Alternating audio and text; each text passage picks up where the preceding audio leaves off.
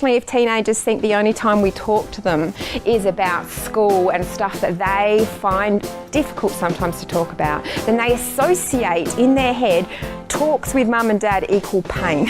And that is not the kind of relationship we want to set up. Low intensity.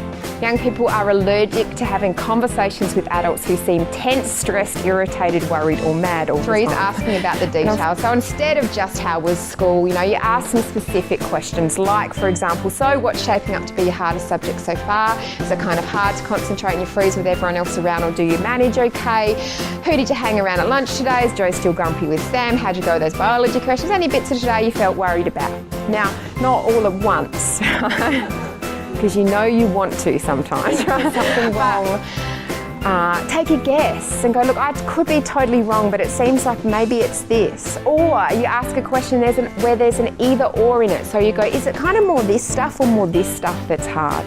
Or is it this the kind of thing that I'm talking about that's tricky, or this? Because the easier we make it for teenagers to answer questions by giving them specific, by giving them either or rather than general, the more likely it is that we'll bite our tongue with the impulse that we have to give advice.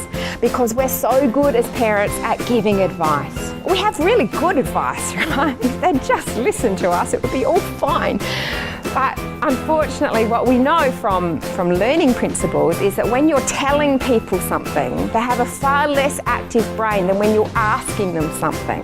And lots of research has been done to show that teaching, when you're teaching kids, for example, if you just tell them stuff versus if you ask stuff, they learn better from that kind of active learning. What do you think is the biggest issue here? What's worked in the past? Do you have kind of any concerns about that, or do you think that's okay? Do you think I'm overreacting here, or is there something that I'm not seeing?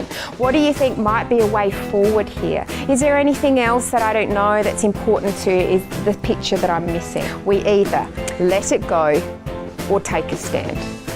We either let it go or we take a stand. And either way is fine, depending on the issue and depending on the family. The problem is not with letting it go or taking a stand, it's sitting in the middle. And in the middle comes all kinds of pain because we don't want to let it go because we're resentful or worried or angry and we think it's kind of not the right thing to do. But we don't want to take a stand because we know that that is really going to affect the relationship we have with that young person, or it's going to be just too hard as a parent to kind of follow up on it. But unfortunately, that middle ground is the cause of more pain and more resentment. The second thing is to set up explicit and written expectations about that. So again, when we decide to take a stand on things, the problem that happens is we have this idea and the teenager has this idea, and often they're so far apart it's not funny. So instead of you saying, okay, your responsibility is the bathroom and it needs to be cleaned, we say, okay, your responsibility is the bathroom. By 12 o'clock on Saturday, the benches will be wiped down, the mirrors will be clean and the floor will be mopped. And you have it written down, and then it's kind of no issues because you can either take it or leave it. And teenagers hurt us. They disappoint us and they infuriate us and they make life really tough at times. And I guess I know that your teenagers will do that for you because I know that that's what human beings do. We disappoint and we hurt each other. And it's really tough to deal with that, and we don't always know how to, and you will make mistakes. You'll say things that you regret, you will let things go that you didn't really want to let things go, and you'll take a stand over things you didn't want to take a stand over. And when that happens, I'd ask that you be gentle with yourself, be compassionate with yourself, and know that tomorrow is another day and parenting is a marathon, not a sprint.